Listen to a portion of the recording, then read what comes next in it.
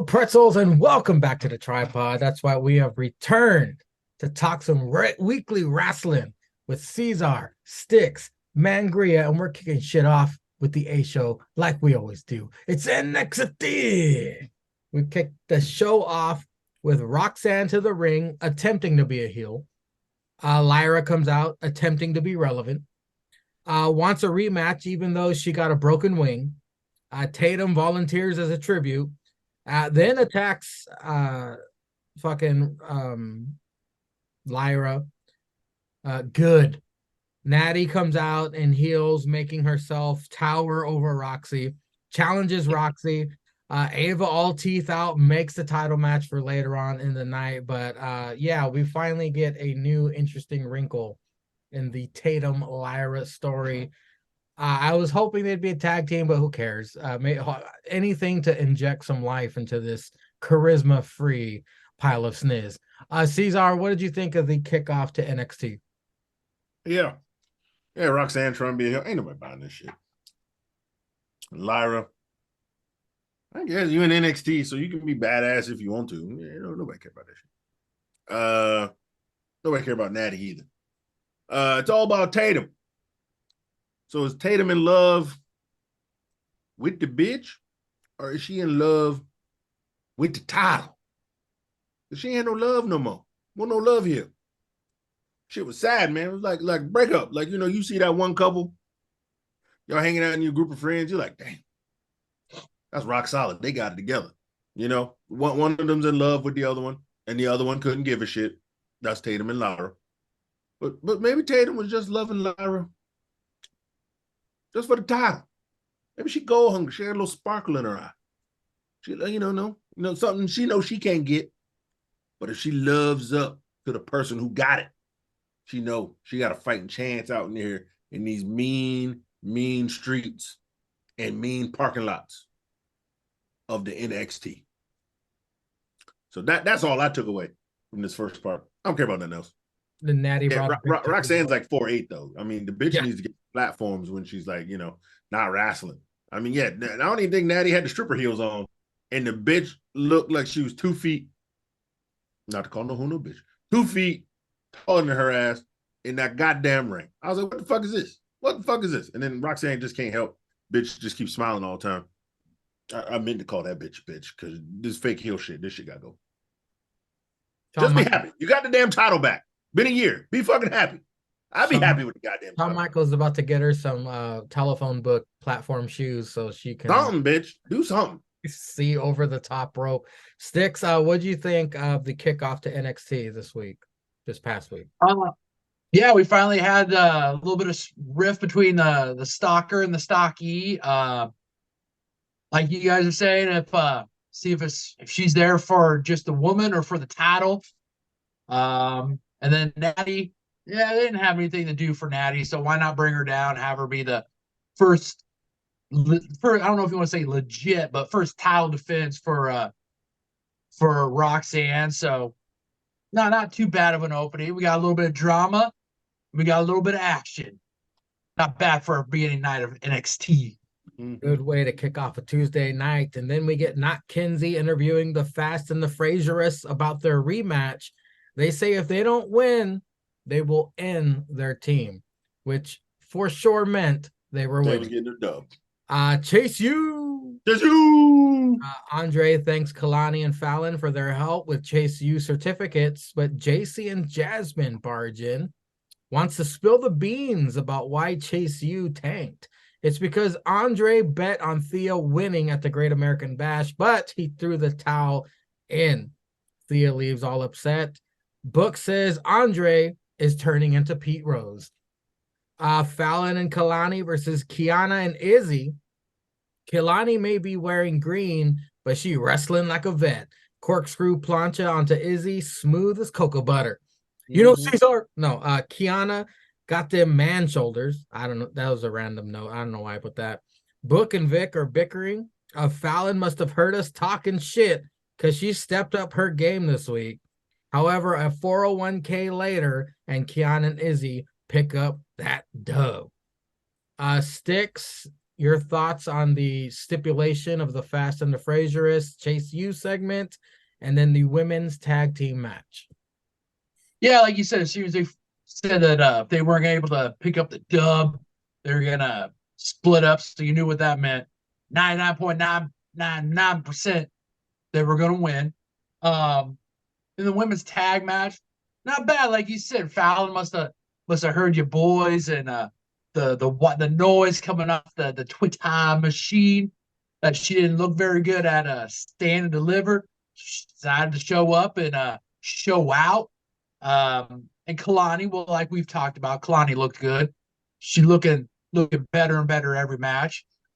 Izzy and Kiana playing the heels part really well. They looking good as a heel tag team. And all in all, it was a good match. All four women look good. Like we said, Fallon stepped it up, showing that she is a competent wrestler. Even though all it took was just having a bad weekend, and a lot of people asking why she was involved. But all in all, showed why she's a part of NXT. And Kalani still looking good.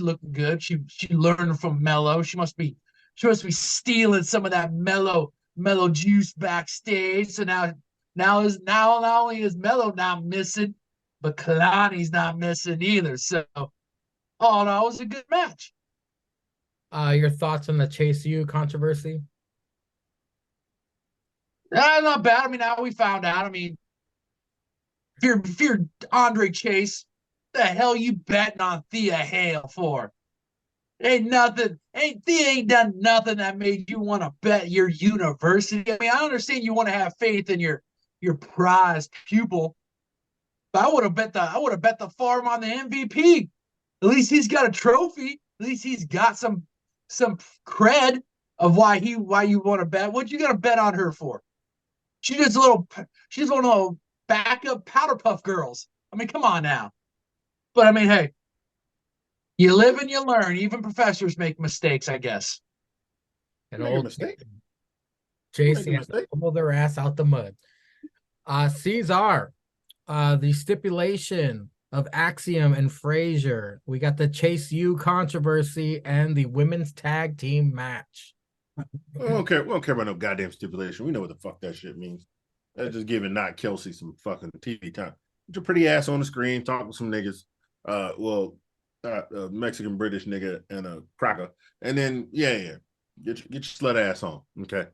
We're here talking about Chase U. Goddamn right.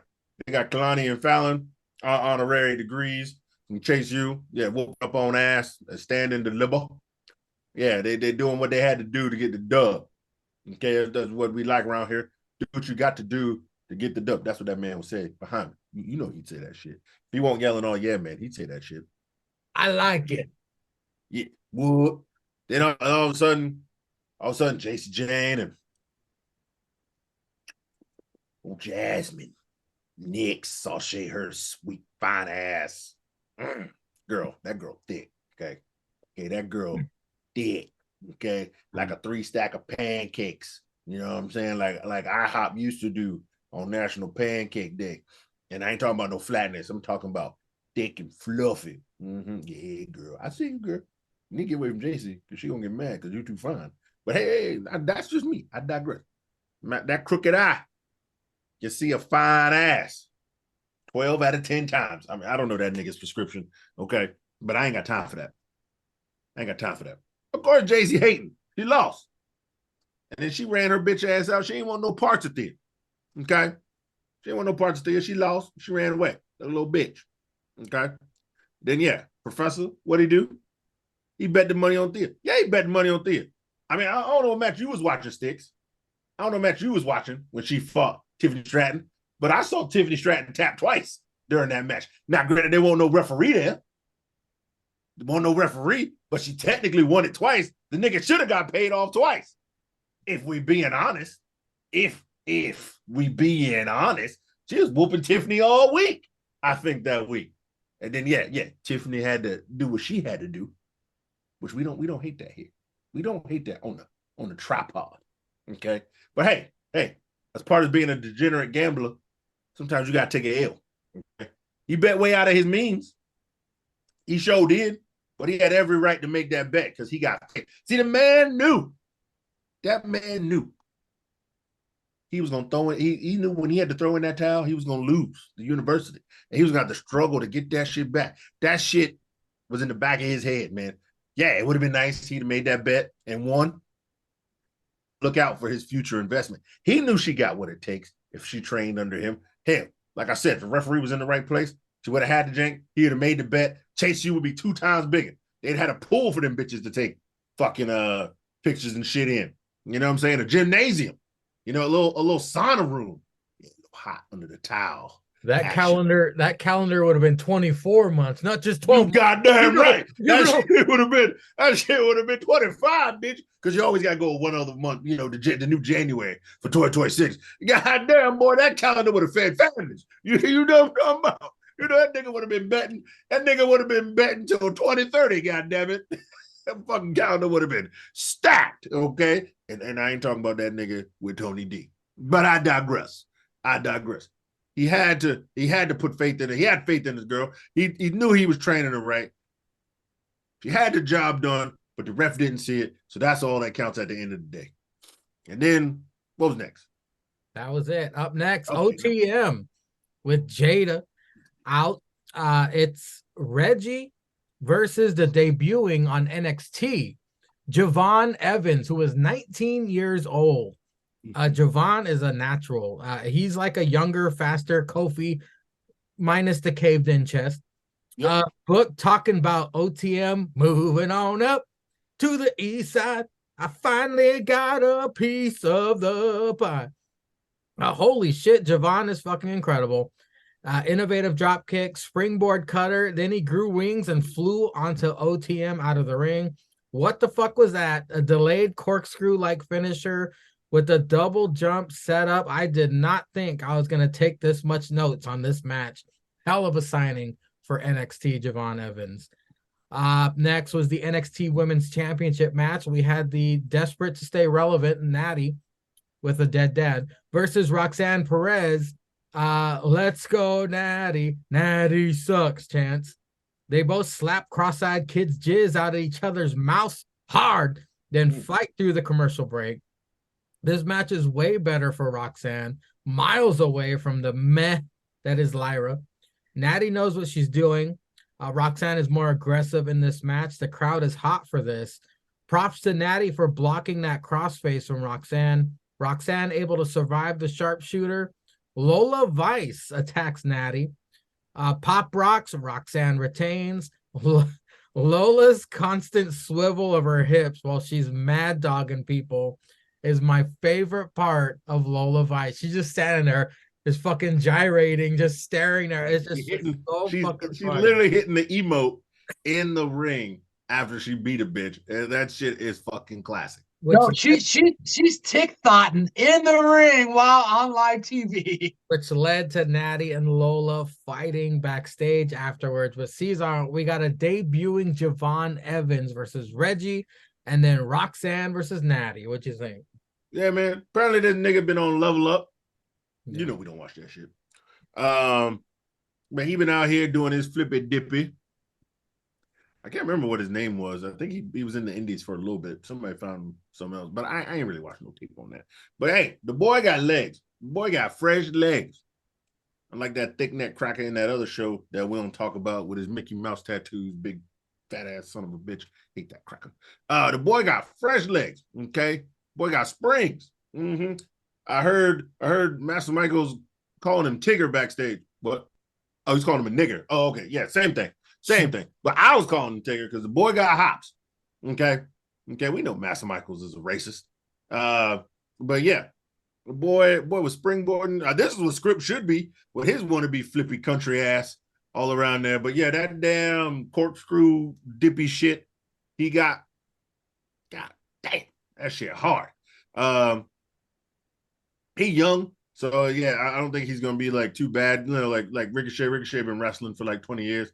So when he does his flippy shit from the top, you know, depending on how he land, the shit could hurt. So that's why he got the that's why, you know, he still do the 450 and the recoil and shit like that. So I don't think that boy need one of those quite yet, unless he's fighting a big dude. He can hit like, you know, some kind of move like that.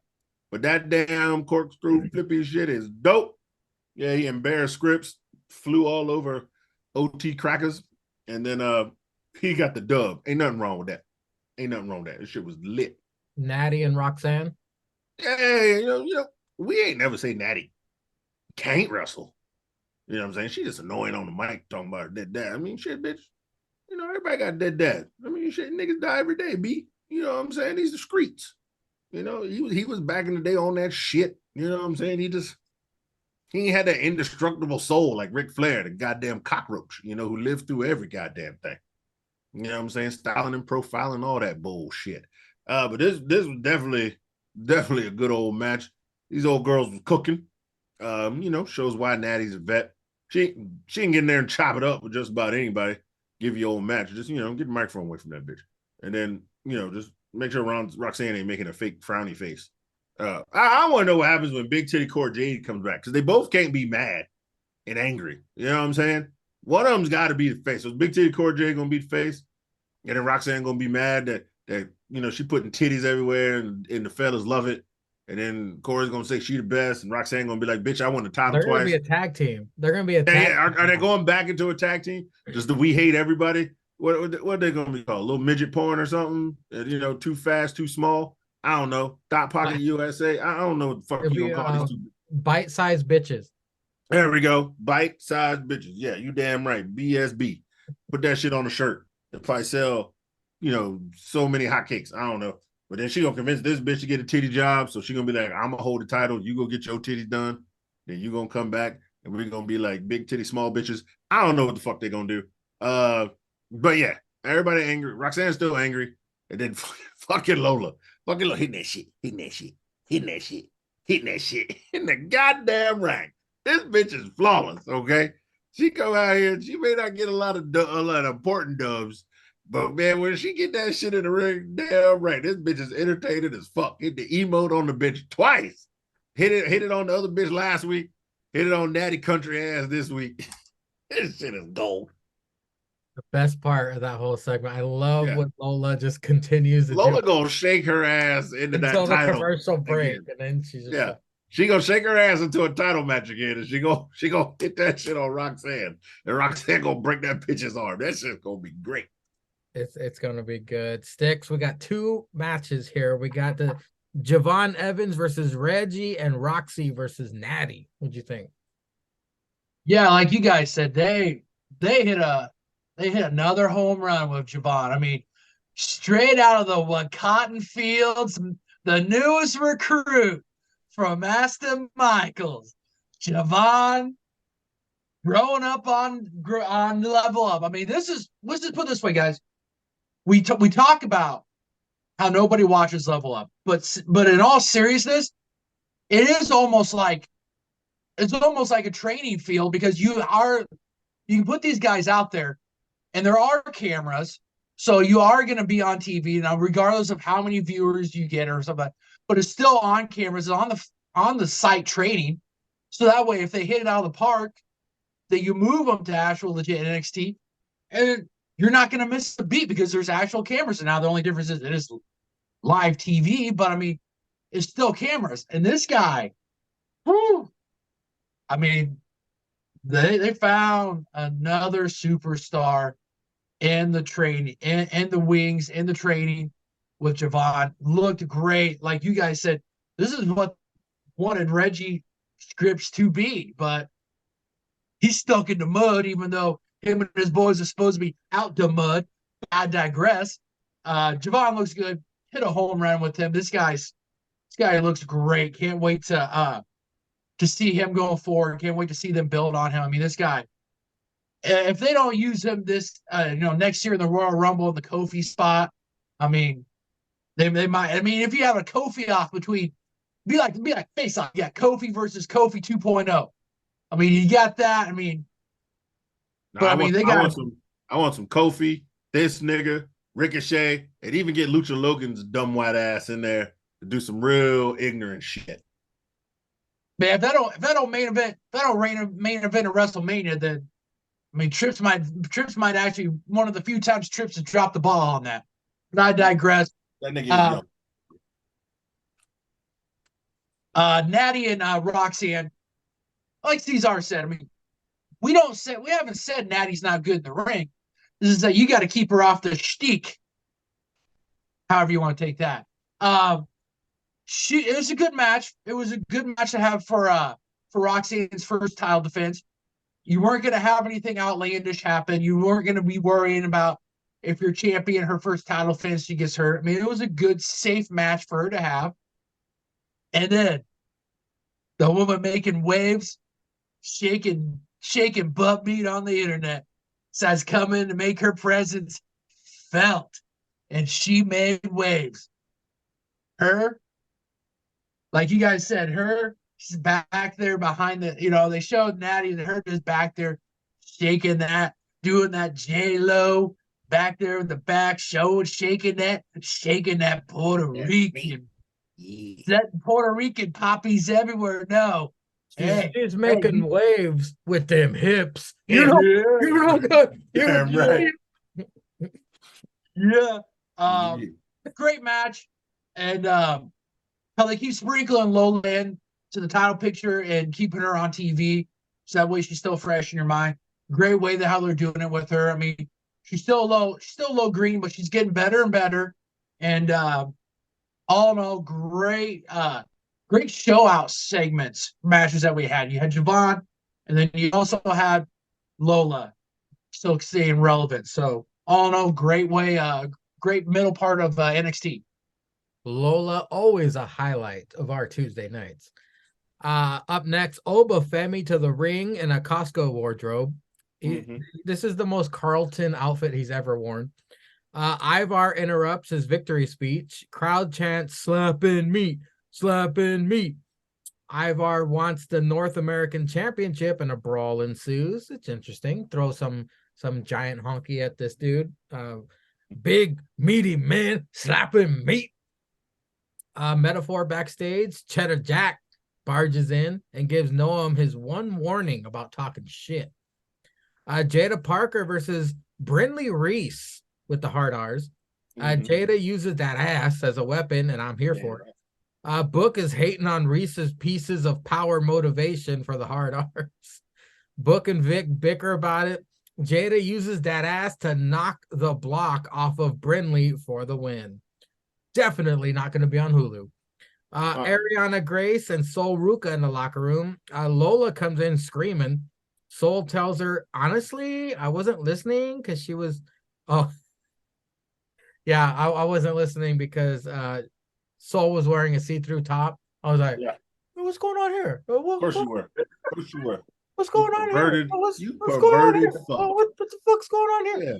Yeah, you dirty ass. Again, that cross-eyed kid, don't miss. Mm-hmm. Stix. Oba clashes with Ivar.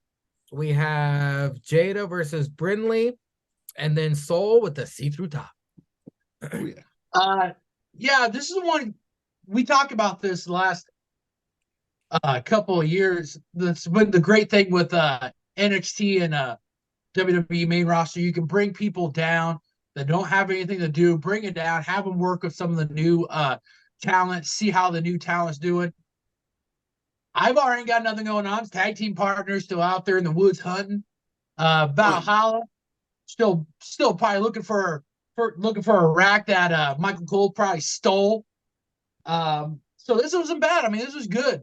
You get Ivar down there, maybe give him a little bit of a singles run. I mean, he's been doing it on the main roster. Doesn't look that bad. Very athletic for a big guy.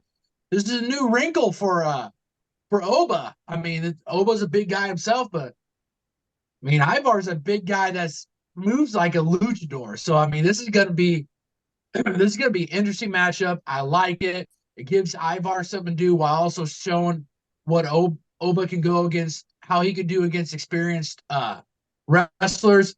Jada and Reese. I mean, it was a nice little TV time you're giving for the up and coming ladies. I mean, at some point you do got to start elevating your next gen talent with the females. So not bad. I mean, Jada got to pick up that dub. She's been there a little bit longer. There is something with her. She looks like she can be a good wrestler. Reese, she's got the she's got the bare bones of yeah. I mean, but there's something there. I mean, obviously there's something there. So, but I mean, she's gonna catch those L's while moving on up. So I mean, it's a good match. Jada showed up, showed out, and showed ass. So it wasn't bad. And anytime we've talked about her, Ariana Grace, I mean, she's a hit on the on backstage with the promos. So we gotta get her on TV, her backstage with Sol Ruka. I mean, we gotta see why Tyler Great has been hanging around her. We got a little bit of Ceizar. We gotta see what's so we gotta see what the prospects of all this next up and coming from Tyler Great. After Master Michaels, the next white man with impeccable taste is Tyler Great. Yeah, actually, aka Tyler Sweet Dick Jones, because he be piping them, bro. He be piping that primo puss. Oi. That's right. They call him Sweet Dick in the streets. I think it. So yeah, they got to show us why Tyler Great has been taking pictures with her all over the internet. And I mean, we got Ariana Grace, which she hits a home run doing it just about anything outside the ring. So all in all, pretty good for NXT so far. So this term has been used for APPW, but it has come to life thanks to Tyler Great. He is the measuring dick of WWE NXT sports entertainment, fellas. Yeah.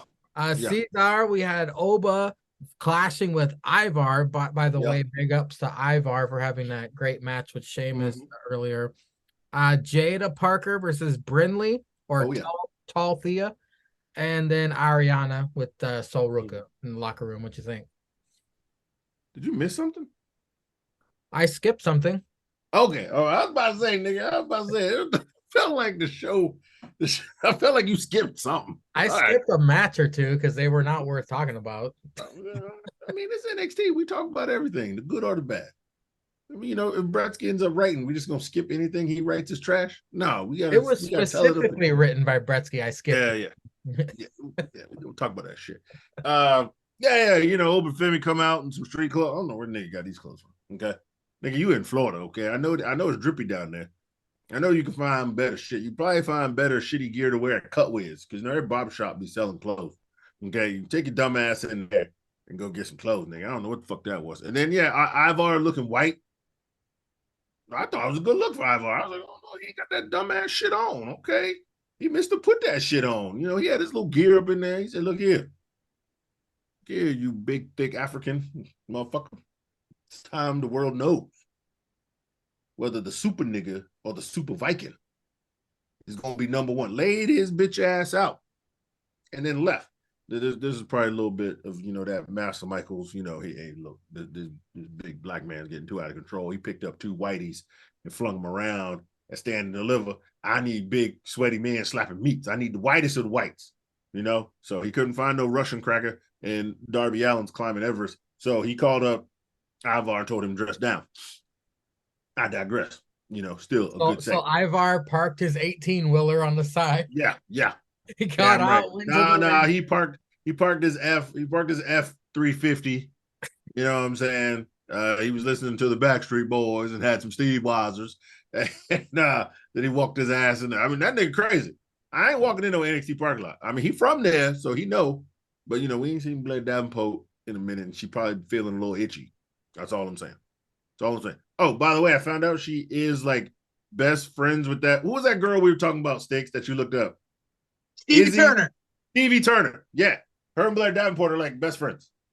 Love her some Stevie Turner. Is she still in NXT? She's still employed, apparently, because she still she on her Instagram. She still takes pictures in her wrestling gear all the time. She must be on the Hulu cut of Level Up or something. No, she's on the X feed of fucking. I think this bitch has been downgraded to just house shows, because she's still posting with her wrestling gear, and then her and Blair have been posting in their wrestling gear. So maybe they're having tag matches at house shows. I don't know, but the bitch is still employed, and she's best friends with Blair Davenport. Back to the wrestling. What was next? Was it fine ass? Jada. Yeah, fine ass Jada tall with the feet. half ass and leg hanging out. You know what I'm saying? I ain't never mad when Jada sashay her ass out to the ring. And then so now I gotta call Dr. Umar because the hard R's are hanging out with this positive snow bunny. Okay, you know Dr. Umar ain't having this. Dr. Umar is not having this. These white women around the hard R. The hard R's are fresh off farm. Okay, they're supposed to be hating whiteys. Okay, I mean the only whitey they like is Master's wife because she looking for the BBC. You know what I'm saying? She used to taking 15 feet of dick. This young adult Thea can't take 15 feet of dick. Okay, she positive. She probably thinks she can.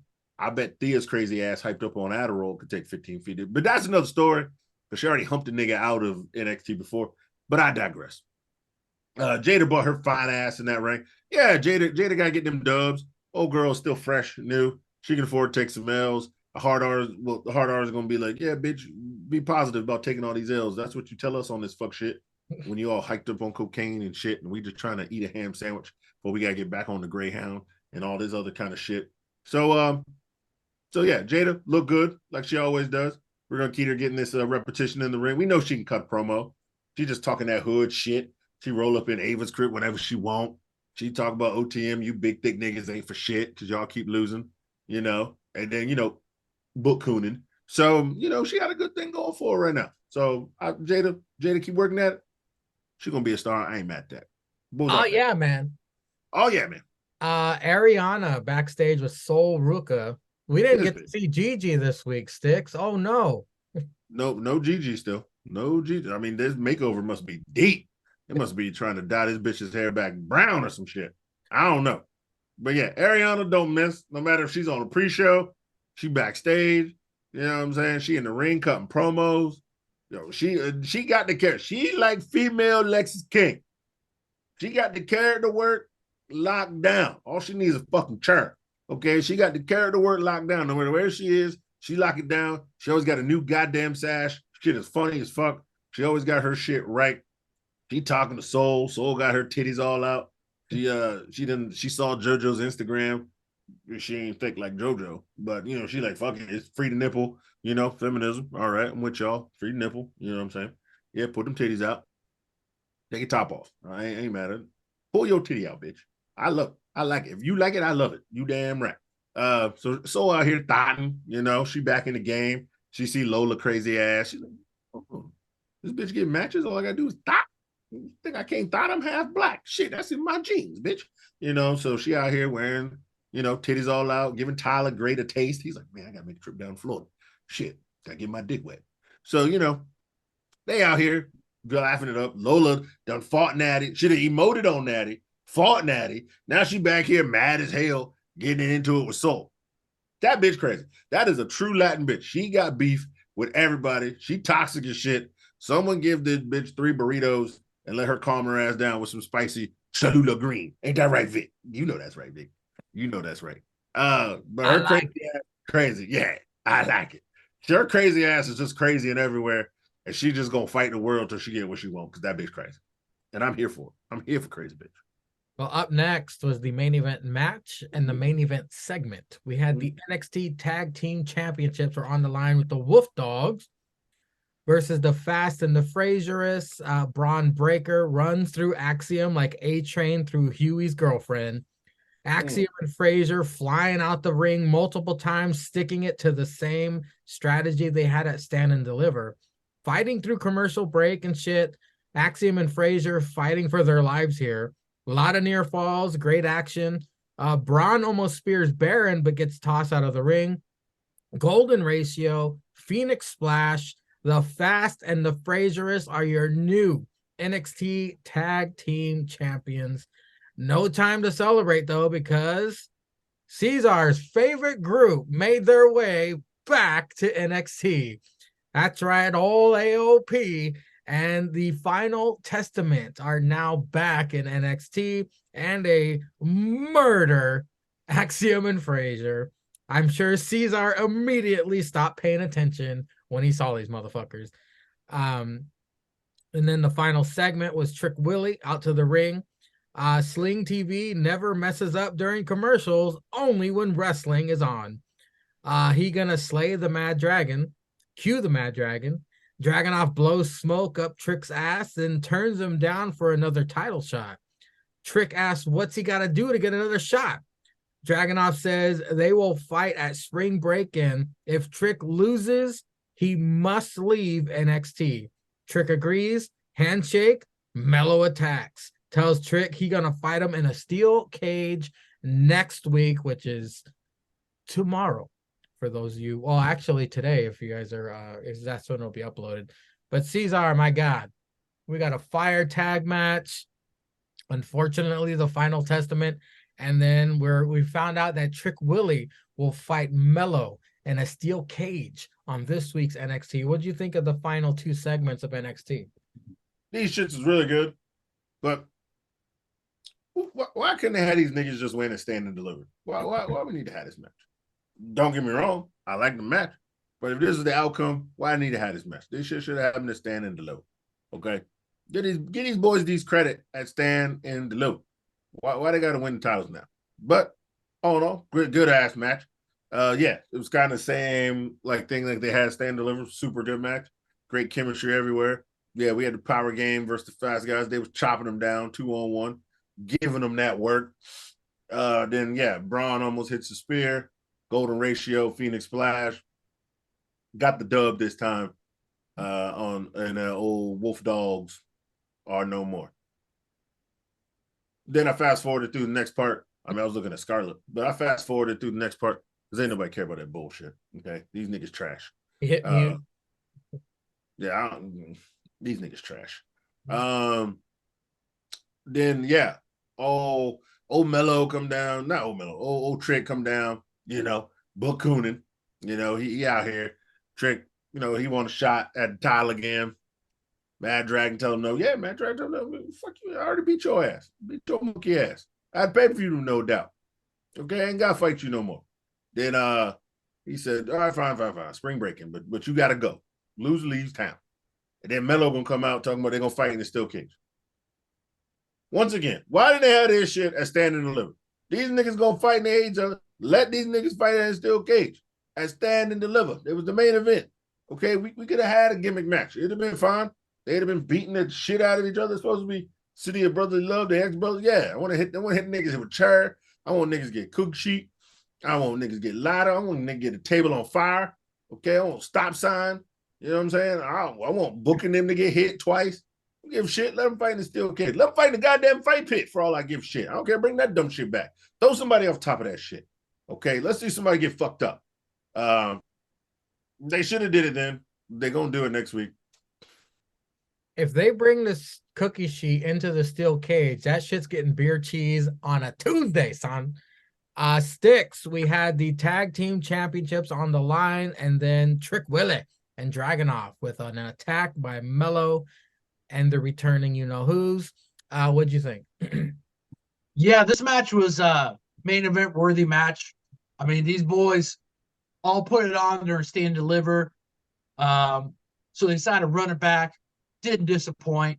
Wolf Dogs had a nice title run. I think they showed afterwards Baron talking about how much Braun helped rejuvenate his wrestling career. I think they both helped each other.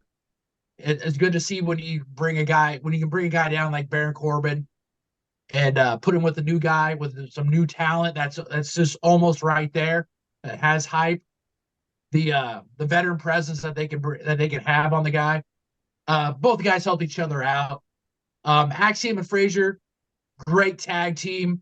Now this puts a stamp on them as validates that they are a really good tag team.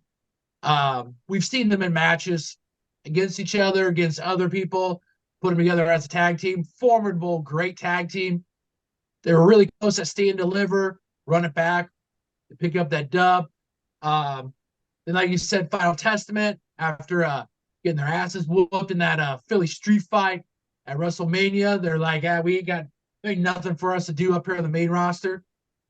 Well, we come down, take those wreck shop and try to take those NXT Tag Team Championships away. I mean, it's something for them to do.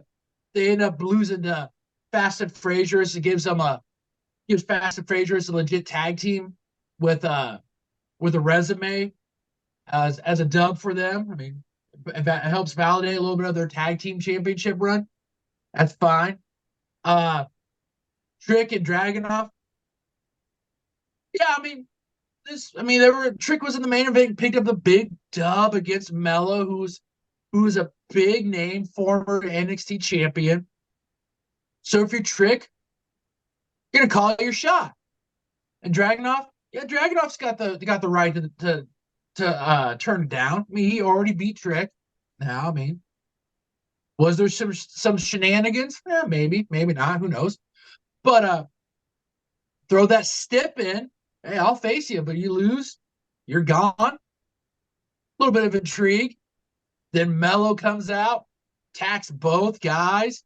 Mello tells Trick, hey, I got you in a steel cage. You may have your championship match, but I got you next week, which will be tonight, in a steel cage. I mean, these boys are going to show up, show out. I mean, like Ceizar said, you would like to see this at Stand and Deliver. But I mean, it's NXT TV. You're gonna get more eyeballs on the product, boost them ratings, and Hayden was a good job of boosting them ratings. Ninja on Ninja in a cage match. Master Michaels knew what he was doing. He knew what he was doing. He's like, we got Mello at least for one more week before the draft. We gonna put him in a cage. We ain't gonna chain him up, but we gonna put him in a cage, and we gonna have him fight Trick. So I'm looking forward to it. I mean, both these guys showed out at Stand and Deliver. These boys gonna give it all going into that match, and in that match, Trick's got a lot to fight for because he's got to win this match. He's got a title match at Spring Break-In. So all in all, great main event worthy match and a great main event segment. Good way to end NXT. One last thing about Braun Breaker. Did you guys catch him on SmackDown with his new music? He took out. No, I didn't hear he had new music. I watched him beat the shit out of somebody and fast forward, but I didn't hear he had new music. So on X, Twitter, people are dragging Def Rebel through the mud, like they are hating on him, like he's the devil. And if he's responsible for Braun Breaker's new theme, I don't know. It kind of fits Braun. Like it's real excited, high energy. Like it's like you did a line of cocaine and you're running to the fucking ring. Like it kind of fits Braun. His old music is good too, but I mean, it's not bad. I don't hate it. But him just destroying Cameron Grimes. By the way, poor Cameron Grimes. I mean, he got his 6'3" all right, but yeah. Now where does he go? I don't know. But did you guys catch? What did you think of the music, Stix? It was a surprise. I guess my whole thing is it seems like these guys and gals get new music like every 3 weeks. It's just like, right when you get used to it, it's like, okay, like you get one, like when you hear the new one, it's just like, but then when it starts growing on you, then they get flipped and you're like, well, who's this person? And it's like when I heard the music, I'm like, oh, who the hell is like Braun? It's like, damn, Braun Breaker. I mean, you got used to the siren and the beginning of his song. I mean, like you said, the more I've gone back and watched it, it does grow on you with him. I mean, it does suit him. So I mean, you just gotta, with a lot of these guys and gals, when you give them new music, just let it stay with them before you start changing it. But I mean, I don't know. I mean, does Def Rebel need to be getting all this slander? No, not really. I mean, he might not be the one making the choice on it. I mean, it might be upper management, and it might even be the wrestlers. Who knows? But I mean, like you said, it was a little odd at the beginning, but the more and more you kind of listen to it or rewatch it, it does suit him. It does suit him pretty well. They hate Def Rebel. They hate CFO. They want old Jim Johnson to make a comeback and start making themes again. But I ain't mad at it. Now, ladies and gentlemen, it's Wednesday night. And you know what that means. So CM Punk went on a MMA podcast or something. He talked shit about Tony Skeets. The guys talked about on Still After Party too. Well, Tony's feathers got ruffled, and he said he's going to show the backstage altercation between Punk and Jungle Jack. I guess just to get even, he thought this is the best idea I've ever had. I'm gonna play it. I'm gonna force the Young Bucks to intro it. He showed it, and then the venom and vitriol on X after he did that. After wrestling goes off the air, if you want a good laugh, go on Twitter because people are fucking hilarious. Everyone called him petty. It did more harm than good because what did he expect? This is going to further the FTR Bucks feud. Okay, it was a petty move that backfired. He didn't get a ratings boost. He might have trickled over 800,000, but I'm still not sure what the point was. And then he went on Twitter like afterwards, like it never happened. Like, stay tuned for Collision on Saturday. That was the only noteworthy thing that I took away from this past week's Dynatrash.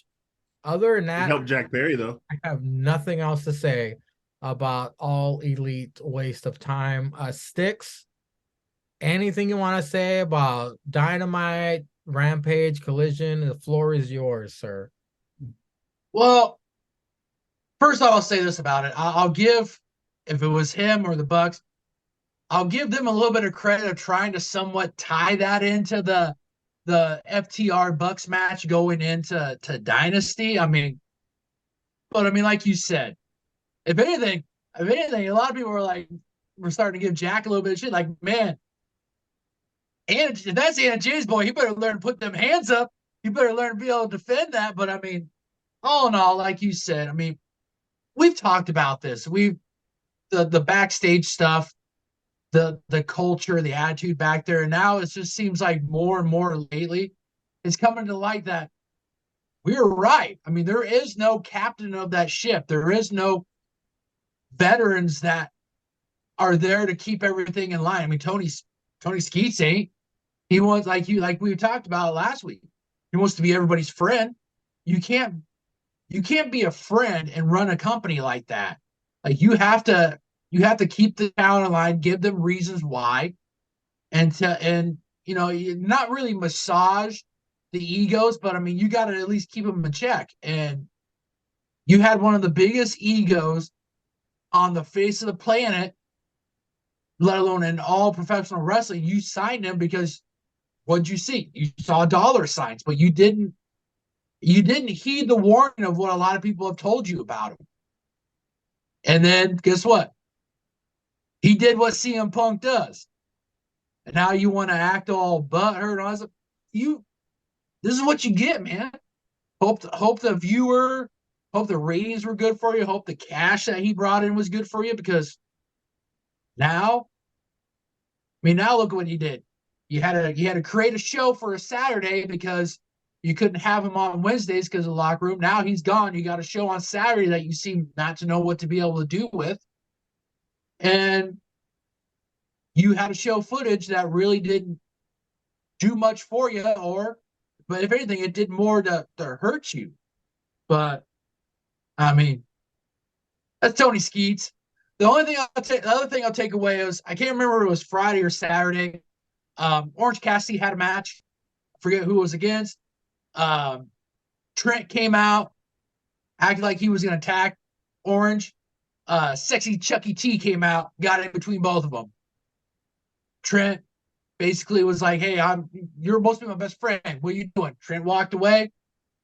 Sexy Chucky T kind of looked at him, then looked at Orange, and dipped back out from where he came from. So still got a little bit of that tension with the best friends. Oh, and Roddy Strong end up giving the knee to Kyle O'Reilly. So Roddy and Kyle aren't maybe friends anymore, which I guess turned it into a match for Roddy's AEW International Championship for Dynasty. So matches keep going for Dynasty coming up here. So They're gonna book. They're gonna there's book that 8 shit.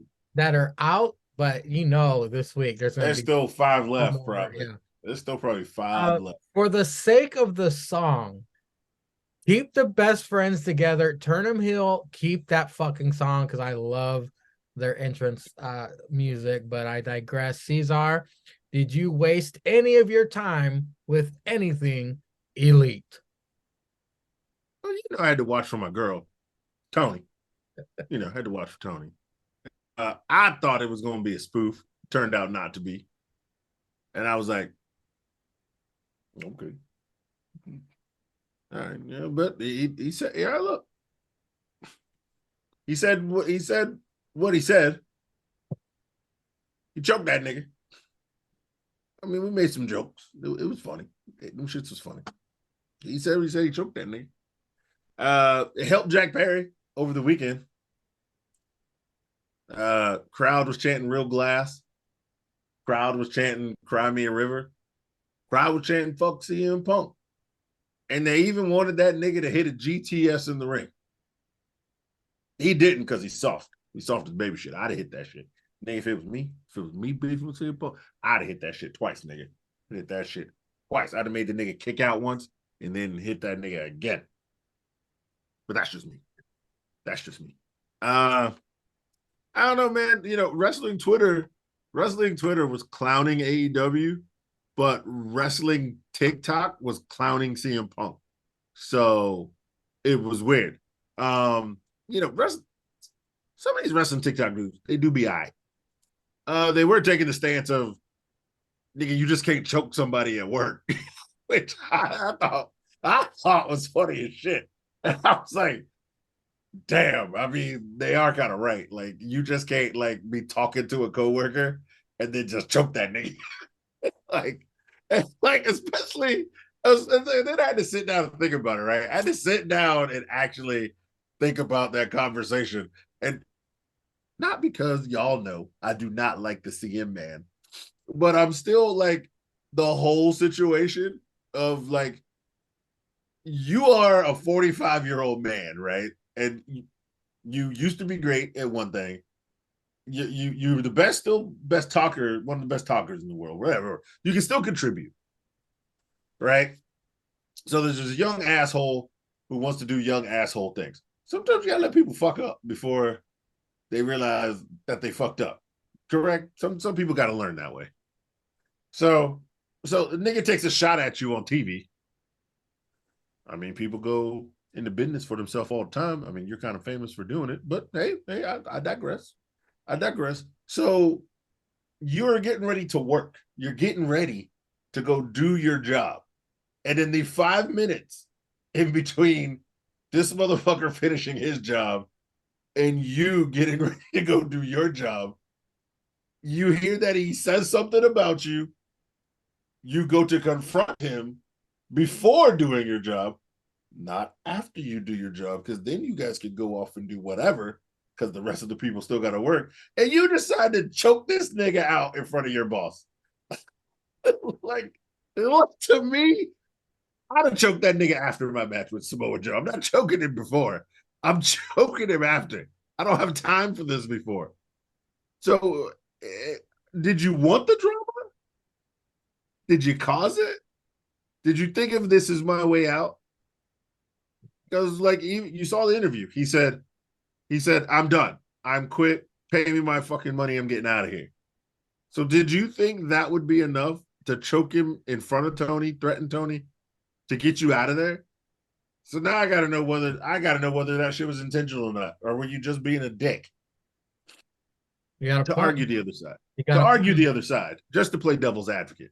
To argue the other side. But I digress. I watched for Tony. And yeah, she had that black and white with Thunder Rosa live on the stage.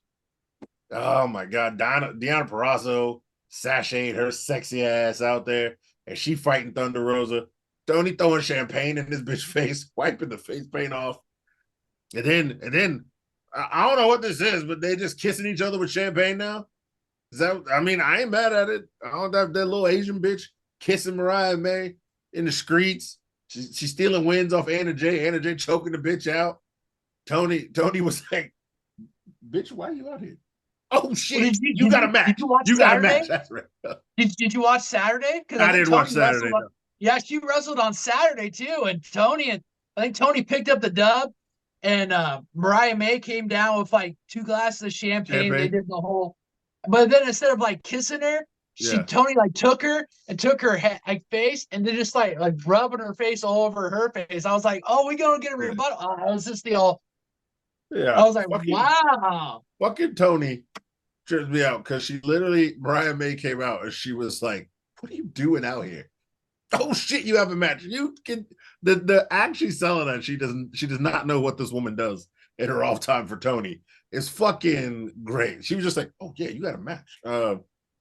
All right, yeah, go ahead, fuck some shit up. I'm going to sip this champagne. I done pissed all on Thunder Rosa again. So yeah, I watched for Tony. That's really all I watched for her. I ain't watching no Samoa Ho and Dustin. Ain't nobody got time for that. I didn't watch no what's his name? I don't even care. That's how much we can just move on. We'll move on to TNA Impact. The show kicks off with Josh Alexander and Hammerstone just brawling to start the show. Josh gets busted open. Security putties pull him apart. Tommy Dreamer ultimately gets Josh away from him. Tommy gets in ring to talk to Hammerstone. Hammerstone then attacks Tommy. Torture rack. He got his fat ass up there. I was impressed with that. Josh for the save challenges Hammerstone to a last man standing match at Rebellion, which is going to be fucking awesome because just their regular matches were great. The Digital Media Championship was on the line when Crazy Steve took on the Laredo Kid. Steve goes for the mask immediately. Laredo Kid was supposed to have this match on a kickoff show to Sacrifice, I believe, but had travel issues. The commentators do a great job of building a case for why Laredo Kid matters. Laredo Kid then loses it after Steve continues to go after the mask, shoves ref to get DQ'd. Stix, what did you think of the opening with Josh and Hammerstone brawling, the last man standing announcement, and then Crazy Steve versus Laredo Kid? Yeah, we had known that there was going to be a third match. I think they kind of already advertised, but with the shenanigans that happened during the opening segment, Josh just said, fine, let's do a last man standing. It's going to be a great match. I mean, both these guys have put on great matches. You threw the little twist of Tommy Dreamer in there trying to change Hammerstone's idea, like telling him, I was the one that basically put my name out there for you to be in TNA. And Hammerstone acting like, okay, yeah, thinking everything was nice and cool and everything was calmed down. Tommy turned his back on him to walk away. Dumb nigga. Don't do that. Exactly. Like Ceizar's a dumbass. And you're at the 4,300 building. I mean, this crowd is chanting EC Dub. They're chanting, and you go and you do something like that. You think you just turn your back on him. What do you think this guy's gonna do? He hit you in the head, picked you up, put your fat ass in the torture rack, and made you fucking tap. Lucky, Josh. You're lucky the walking weapon brought his ass back downstage to save your ass. Otherwise, we'd be picking pieces of your ass up after getting racked up and racked out. I mean, it's going to be a great match at Rebellion. I mean, Rebellion's shaping up to be a really good card for TNA once again. This last man standing match, going to be great. I mean, these boys are going to hit it out of the park. So, all in all, great opening segment for Josh and Hammerstone. Digital Media Championship, Crazy Steve and Laredo Kid, like you said, it was supposed to happen at the on the opening during the opening pay-per-view, the countdown show for last pay-per-view. Laredo Kid had some visa traveling issues. Laredo Kid's he's a good wrestler. He's not bad, but I mean is he worthy of a Digital Media Championship shot? Probably. I mean, it's not like it's the most prestigious championship in TNA, but I mean, it's a championship nonetheless. Crazy Steve coming out, Crazy Steve, at least he didn't stab the dude with a fork, so he went for the mask. It was making Laredo Kid mad. Laredo Kid wanted to get his get his comeuppance for the guy. Ref wasn't going to let him do it. Shoved the ref, got DQ'd. Basically screwed your own title shot away because Crazy Steve got in your head. That's what Crazy Steve does. It makes you mad, then it makes you do what you normally don't do.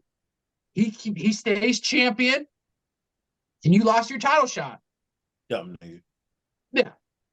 So all in all, not a bad opening for TNA. More importantly, Josh, and Hammerstone.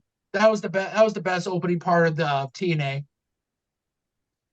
Ceizar, we started Impact with some chaos. All between Josh and Hammerstone. Tommy Dreamer's fat ass came out there. And then we had Crazy Steve versus Laredo Kid for the DMC. What'd you think? Yeah. These crackers just fighting. I was like, hold on. The one cracker always got the headgear on his arm. Where the headgear at? I can see it. You probably left it in the back in the shitter. It happens. So yeah, they get to fighting and tussling. And then the little putties come out and get their monkey asses whipped, as they putties usually do. Then Tommy Dreamer, he puts down the ham sandwich and the Doritos that he was enjoying in the back. Santino probably got him. He was like, hey man, put that beer down. You gotta go there and talk to these niggas. So he sashay his ass out there. And I don't know, four crackers in their 20s can't hold back Josh Alexander, but one fat ass Tommy Dreamer can. I don't know. That's wrestling math. Boy math, girl math, wrestling math. Yeah. Explain that shit to me. Then Tommy Dreamer get his ass in the ring, talking about how it's Philly. Fans love it, man. Greatest arena in the world. La-di-da. Help this cracker get a gerb. You know what I'm saying? Get him a check every week. Then turns his back on. The fuck, Tommy? Your fat ass been doing this since like 1982. Okay? Nigga, it's been 40 years. I don't know how long you've been wrestling. But shit, since 1982, nigga. And then you gonna turn your back on that big, thick, no-neck cracker that all he does is lift all the weight. And then you got your bitch ass in a torture rack. Nigga, I don't know who the torture rack was for. Whether him picking your big ass up and lugging you around, breaking his back, or him trying to break your fucked up back. I mean, we know you ain't walking straight. Anyway, look like a skinny white girl getting some BBC on the weekend. Can't even walk afterwards, okay? Need a goddamn wheelchair. Okay, piped out. Okay, your back is broken. Okay? All fucked up. Just all fucked up. So then Josh gonna come out there and try to, help your old ass back to the ring. Shit was good. Yeah, last man standing. Can't wait. See, pay-per-view, we can have some gimmick matches where crackers got beat the shit out of their ass. We ain't just gotta have no straight up match and then 2 weeks later have a damn steel cage. Okay? That's what I'm saying. And then what happened after that? Oh yeah, Crazy Steve. Yep. First Laredo Kid. Yeah, Laredo Kid, he couldn't clear customs, passport was a little fucked up. Maybe he had a little maybe his mask had a little chalk in it. Chalk. You know what I'm saying? He trying to help his cousin Ernesto, pay some bills. They daddy in jail. That's his T.O. T.O. Ernesto's dad's, he's locked down, somebody stealing from the cocaine fields. Ernesto can't do it all by himself. That's why he needs Unc. Laredo's like, I got you, SA. I'm going to Philly, But they love the South. You know what I'm saying? They love the little bug sugar. You know what I mean? This cracker up here, Mikey, he's so fast. He loves the cocaine. You know what I mean? He trying to do some shit. So he got the coyotes got him, stole the cocaine. Now he got to do a favor. He got to run some hoes. Coyotes give him the cocaine back. So that's why he couldn't be there. But he there this week. And he fighting old Crazy Steve. Yeah, I guess they started using plastic forks in catering, so Crazy Steve kept, he ain't stealing forks and shit. They got a little spork and shit. You can't cut a nigga with no spork. So he out here just trying to have a match. And then he fucking with Laredo. Then Laredo fucked up, pulling that dumb nigga shit. That little DNS, it gets you nowadays. It gets you or DMS, dumb Mexican shit. You know what I'm saying? And then we all know there's no DWS because all white people shit is dumb. Okay, so let's just really be honest. We know white people shit be on some white people shit. Okay, so he was on that dumb Mexican shit. You know, he got caught up. You know what I'm saying? That's why you got to have the mask under the mask. You know what I'm saying? Double mask it up. You got double bag it. It's like dealing with a TikTok thought, man. You can't just go in there with one Connie. That shit break. You know what I'm saying? Now you got syphilis and this bitch pregnant. So you got to double Connie it up. You know, use lube so the Connies don't rub together and break. But I digress. That's enough tales from the street. He lost the match, lost his shot. Crazy Steve's just gonna go crazy again. He gonna do some of that cocaine that Ernesto sent up, and he gonna hang out in the back, probably look at some titties or something. Up next was ABC versus First Class, which is Rich Swann and AJ Francis. Shockingly, Flop Dollar and Swan are working good as a team. Flop Dollar in small doses is bearable. Mm-hmm. If a movie based on Ace Austin was made, Andy Samberg would be a shoo-in as Ace. Random thought ahead. Good God, ABC is so damn smooth as a tag team. Double Waffle Jalapeno, double Attitude Adjustment. Sadly, though, Swan with a handful of tights pins Ace for the win. However, say his name and he appears. We believe in Joe Hendry as he comes out and he cuts a Fresh Prince remix about Fat Uncle Phil, Flop Dollar. Mm-hmm. Swan versus Hendry will happen at Rebellion. Santino backstage with Ash and her simp. No one cares. Mm-hmm. No one cares about that.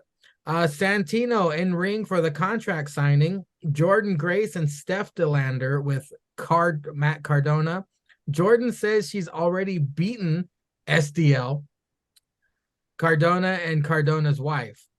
Bitch. Brawl ensues, of course. Could it go any other way? Jordan is then put through a table.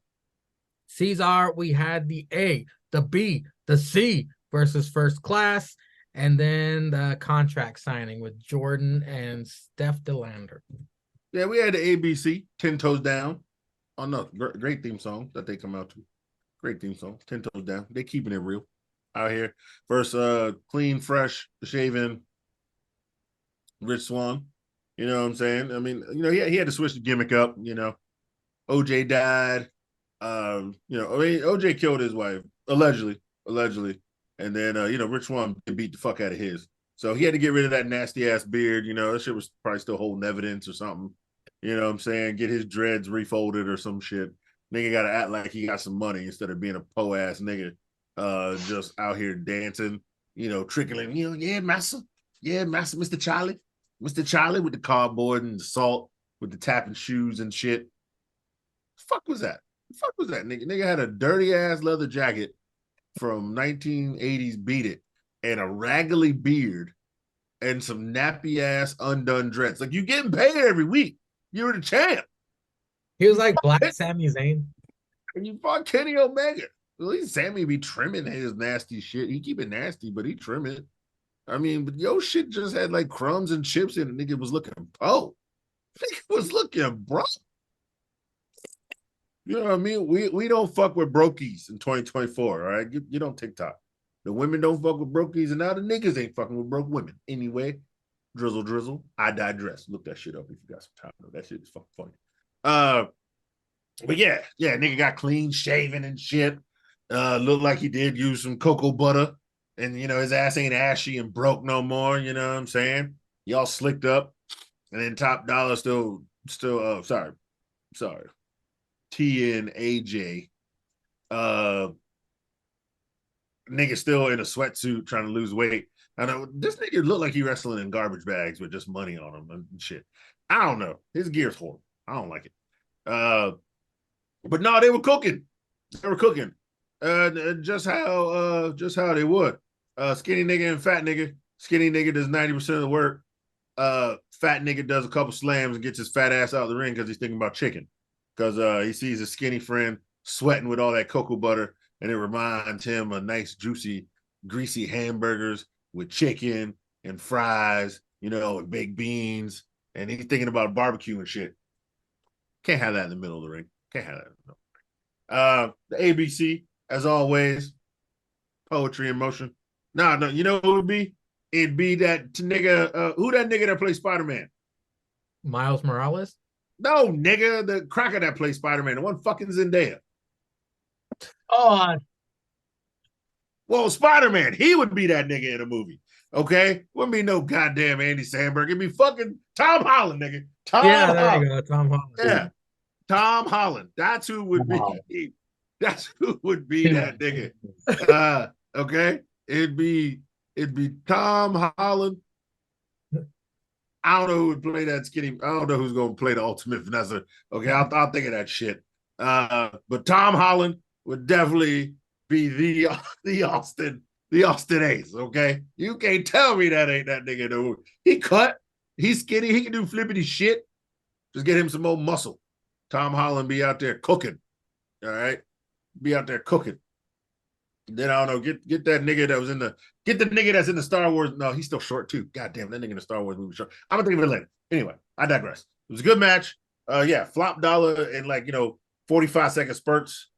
Good enough. You keep hitting that Tennessee whiskey shit now. So I guess he's saying that's a fuck you to Michael Cole every time he hit it because his fat ass won't hit that shit and I'll smack it down every week. But yeah, they got to cheat, to get the dub. Rich Swann looked good though. Swann looked real good in the ring. He looked like he cooking again. He shaved all that raggly shit off. You know what I'm saying? He wasn't smelling like, his wife aftershave getting him angry. Now, he can actually focus on the wrestling. You know what I'm saying? He looked good. He looked good. But yeah, Joe Hendry come out there, steal the show like only Joe can. Yeah. Say his name. He appears. Cheers. The contract signing with Jordan and Steph DeLander. Yeah. It's on piece of paper. Okay. Yeah, she said, I beat your ass, I beat your boyfriend, and I beat your boyfriend's wife. You a bitch. And then he said, don't talk to her that way. I'm talking to you, bitch. With your Matt Cardona bitch having ass. Then she got put through a table. Damn shame. Damn shame. As only those could end up. Stix, we got the ABC versus First Class and then the contract signing. What'd you think, my friend? Tag team match. I mean, anytime we got the A, the B, the C in a tag team match, it's already going to raise there's already going to elevate the stock of that match, but also make the tag team that they're facing raise their game up. So that's what we had in this match. I mean, fresh, like Ceizar said, fresh cut, fresh Swann showing up with Flap Dollar versus our boys, Ace Austin and Chris Bay. Great tag team match. Not a bad tag team match for the newly formed First Class. I mean, like you said, Flop Dollar in small segments isn't a bad thing. And like Ceizar said, you got Rich Swann, Skinny Ninja. He's going to do 90% of the work. And that's not a bad thing to have happen. It's not a bad thing to have happen at all. A to B to C show you why they were multiple time tag team champions, working in unison, showing you what tag team wrestling is about when done properly. And when you have two guys that have been a tag team for a while that can ebb and flow with each other. Great match. A little bit, I mean, it wasn't any surprise that First Class won because the boys from the A to B C kind of on a little bit of a slump. We're on a little bit of a slide. But hey, all great tag teams, they go through stuff like this. I mean, they're gonna hit some speed bumps, but they're gonna be back. I mean, the boys they're gonna triumph, and they're gonna be back, and they're gonna become tag team champions sometime down the road. But they're in a little bit of a slump. So, but regardless, the match is a great match. Now the contract signing. This is what contract signings turn into. Challenger comes out, champion comes out, words are mixed. One gets mad, the other get mad, brawl suits, somebody goes through a table. This is what happens at contract signing. Was it a bad thing? No, we had a few barbs thrown here and there, like you and Ceizar said. Jordan Grace talked about how he beat Matt Cardona's, how he beat Steph DeLander's boyfriend's wife. I mean, there's some barbs thrown, made SDL mad, put her through a table. The contract was signed. Got a Knockouts championship match for $1 billion. This is what happens at contract signs. It is what it is. It's what you get in professional wrestling. Is it a bad thing? Nah, not at all. Somebody got wood, and the contract got signed. If you've been watching wrestling for any amount of time, you knew this is exactly what was going to happen. The final two matches of the night was the TNA champion Moose with the system versus Trent Seven with Speedball. Of course, there's system shenanigans. Trent with his loud ass chops to Moose. My God, didn't even seem like it phased Moose. Moose is dominating. Spear. Moose wins. Speedball is jumped post match, but who came out to rescue them? Was it Nick Nemeth? No, it was Time Machine for the save. You damn right. James Drake with Gibson versus Jake Something was up next. You can really hear the squeaking of the ring in this match. I just now caught wind of it. Scarf shenanigans by Gibson. Diener comes out and takes care of him. Into the void, Something wins. All alley out with protesters till Something is outside the limits of the X division. Something then flies out of the ring onto the protesters, tries to take out Ali in the ring, but the GYV grit your teeth. Damn right. Diener tries to help, but Something and Diener are laid out. Stix, we got Moose versus Trent. I keep wanting to go Trent, but it's Trent 7. And then James Drake versus Jake Something. What'd you think? Yeah, Moose versus Trent 7. That was a good match. I mean, you see how good of a wrestler Trent 7 is. We see him mostly in tag team matches. It's nice to see him in singles matches. He put up a formidable fight against Moose, but I mean, you had the system shenanigans that allow Moose to pick up the dub, stay on the winning streak. Yeah, we saw Time Machine come out, make the save. Motor City Crackers out there, showing why they are a formal tag team system boys. They got what they needed to get done, and they got their asses kicked, and they tucked their tails and went back. All in all, it was a great match. It was a good match. I mean, like I said, Trent 7, you got to see how good of a wrestler he is. Mm-hmm. And then Jake Something and James Drake. It was a good match. I mean, what I liked was when Jake was able to basically pull him up into the void. Like there was no momentum. Like normally you throw a guy off of the ropes to get him. He just basically picked him up off the ground, got him into it. The great match. It was like how with the devil inside. It was like the same setup. That was pretty cool. Exactly.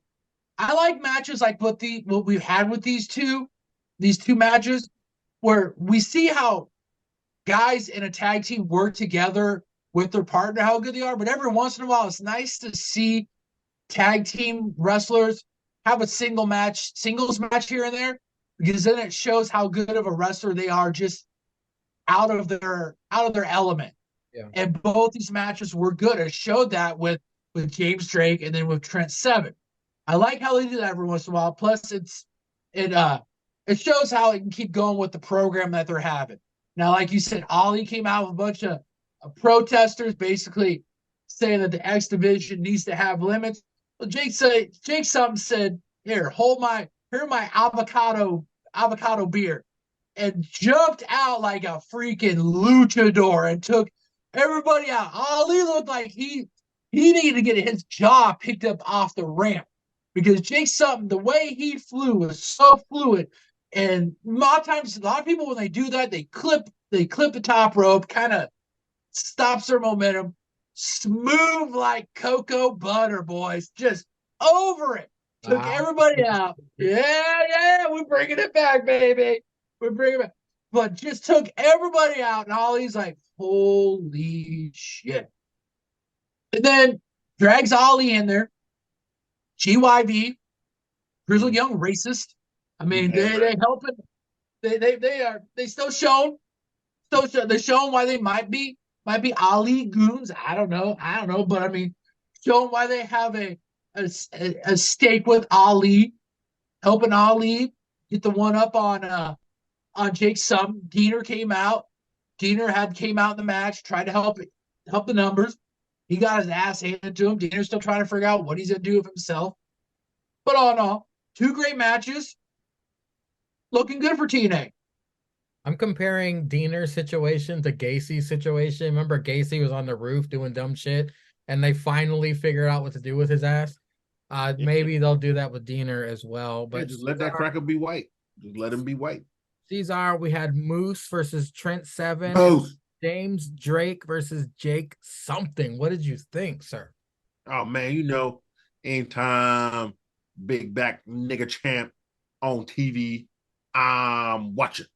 You damn right.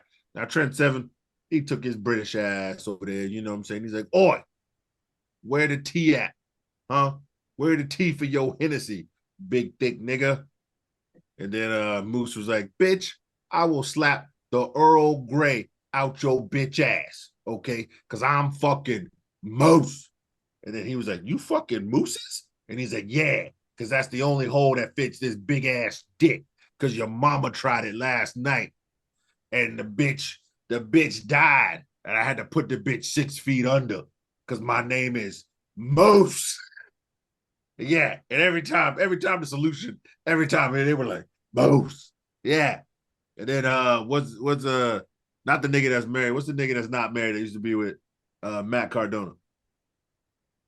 Oh, What's the nigga's name? Brian Myers? Brian Myers, yeah. Brian Myers was like, "Yeah, that's a fact. Because I had to dig 6 feet to put that old bitch in there." Yeah, Moose knocked he said he knocked the tea bags out of that bitch. We had to bury that bitch next to the queen, nigga. That big old dick slid up in that bitch. He said she nutted so hard she died. She was like, "Oh, go." And then the bitch died. Okay, that's what happened. He said I had to bury that bitch. He said it was tragic because her body was still shaking for the orgasm, but like her pussy was all filled out and she shit herself because she was dead. And then they was like, Moose. Yeah, that bitch got Moose. You know what I'm saying? That's a real story. What are you talking about? You paint quite a picture, Ceizar. Real story. It's in the nigga captions. I was reading it. There's only one person that makes better broad strokes than Ceizar does when he paints, and that's Bob Ross. Ceizar Ross here giving us a beautiful painting of everything. What to the match? Because Trent Seven came out there chopping the shit out this nigga because he didn't have a real whip. So he was trying to use his hand to whip that nigga like slavery time. He was like, "Yeah, it was me. It was me and my family kidnapping you niggas from Africa and selling you to America, you fucking African monkey gorilla nigga." And he was like, "Cha, whip." Jesus Christ. He was like, "I learned this shit from Massa Michaels when I was still in NXT with Sweet Dick Tyler Bate." He was trying to chop that nigga because he had no whip. And then Moose was like, "Eat them shits because I'm Moose," and beat his fucking ass. But it was still a great match. Still a great match. A lot of back and forth. But I just wanted to tell y'all the animosity of why that match happened. See, y'all, I don't understand. Y'all don't have the coalition for y'all to talk to, so y'all don't get the nigga captions that give me all the info of somehow how some of these things get booked. You know what I'm saying? Let's think about it. If you watched it last week, you know, Moose was like, "I ain't fighting you. I ain't fighting you." And Moose was like, "Yeah, I'm gonna fight his mama in the bed later, nigga."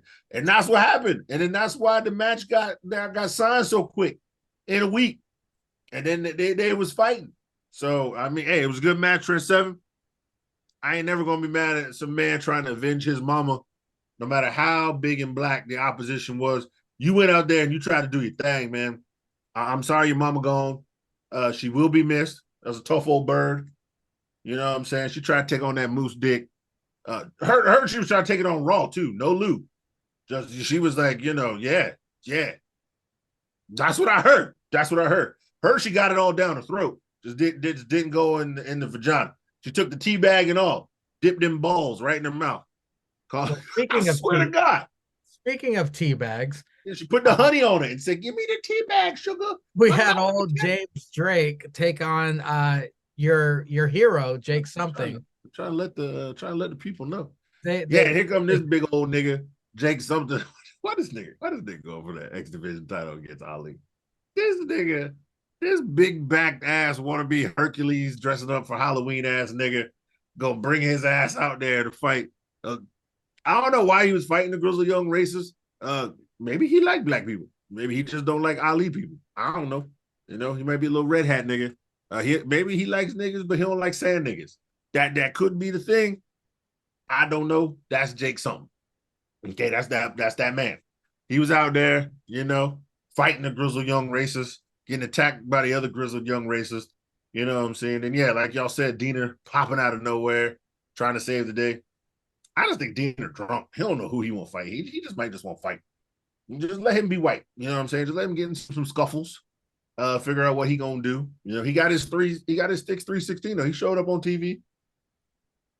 He got a little paycheck. He whooped some cracker ass. Then Ali out there hating in a full ass suit that he got from Men's Warehouse. You know what I'm saying? $59.99. I swear you think you look this good. Whatever their fucking tagline is, I don't know. I'll Google that. I guarantee it. Yeah, guarantee. You'll love the way you look. Your way to look. You goddamn right, bitch. That's what it is. Yeah, Stix with the midnight out. You love the way you look, you country bitch. That's the one here in Virginia. But yeah, Jake something diving on crackers with his big ass, like they can hold him up. You can't just be diving on some putties like that. See, if it was me, I'd have hit his ass with one of them damn signs with that wooden shit, knocked his country big ass. He ain't jumping on me, nigga. I don't care how much you paying. He ain't jumping on me. Okay, fuck out of here with that bullshit. I'd have let his ass hit the floor. Ceizar would have grabbed a white guy as a human shield. Damn right. Throw his ass right in the way. Damn right. Get the fuck out of here. But yeah, that boy country strong. Yeah, snatch that cracker up. Fucking into the void. Damn, that shit was nasty as hell. But yeah, they gonna fight. What, they fighting in the pay-per-view for the title? Yeah, for the X Division Championship. X Division Championship. I don't know how Ali gonna cheat his way out of this one. Because I ain't think he was gonna lose it this quick. But obviously, you know, they gotta hold that nigga Jake something because he too country strong, so he ain't gonna win no title. But yeah, it was a good match. I wasn't mad at nothing. But I mean, I was mad. I was sad for Trent Seven, you know. Salute to that old girl. Ceizar, I'm glad I got you here because I need your thoughts. The people need to hear your thoughts because there was a main event, actually. It was a Monsters Ball match. Yep. Believe it or not, it was between Khan versus PCO. I mean, the intensity is an understatement. So on my app, I don't know if you can see this. Probably not, but under the main event, I didn't watch this shit. I didn't take any notes. I wrote down what it was because I was anticipating Ceizar putting up his background. So Stix, one out of three of us might have seen this. Let's find out. Monsters Ball match. Stix, did you watch this main event? Damn right. Two white big honkies fighting each other in a no DQ match. I mean, let's just put this out here. You guys missed CTE at its finest. I mean, these boys were getting hit with cookie sheets, and there were no hands going up to protect. I mean, this is full sheet to head. I mean, they were. It was great. All right. I didn't watch it. I put it in fast forward.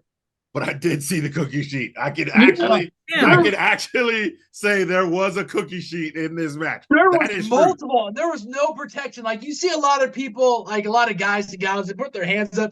This was full head up here. Bam, head to cookie sheet for both guys. Going through a lot of tables. We had a spot with a kendo stick and a chair where I believe Khan was using the chair as a shield while PCO just kept hitting the kendo stick on a chair. Khan went through two tables. At one point, Khan was on the top rope going for a top rope move. PCO was able to get a kendo stick, hit him, I think, 2 or 3 times. Khan went through a table. Then PCO put a ladder through another ladder, set Khan on the ladder and hit the de-animator on Khan through the freaking ladder. We had thumbtacks. Khan brought thumbtacks in. Put the thumbtacks in PCO's mouth and was going to go for the neck twist. Well, somehow between putting the tacks in his mouth. Some of them must have gotten PCO's hand. He threw them up in Khan's face, spit the thumbtacks on Khan, put him, I think he slammed him onto the tacks, picked up some more tacks, put him on top of Khan's body, hit the PCO salt onto Khan, and picked up the 1, 2, 3, and 1. I mean, all in all, was it match of the year? Nah, far from it. But we had CTE, we had Wood, we had thumbtacks. Not too shabby for a Thursday night, boys. Hopefully this fucking feud is over. We can move on from this shit because I wasn't. Somebody got to get sexed on fire. Any notes on this fucking match? I do regret not seeing the cookie sheet shots because that's my middle name. It's within like Mangria, the first 2 to 3 minutes of the match. Cool. If you watch the first 2 to 3 minutes of the match, you'll see it. You're done. You're good to go.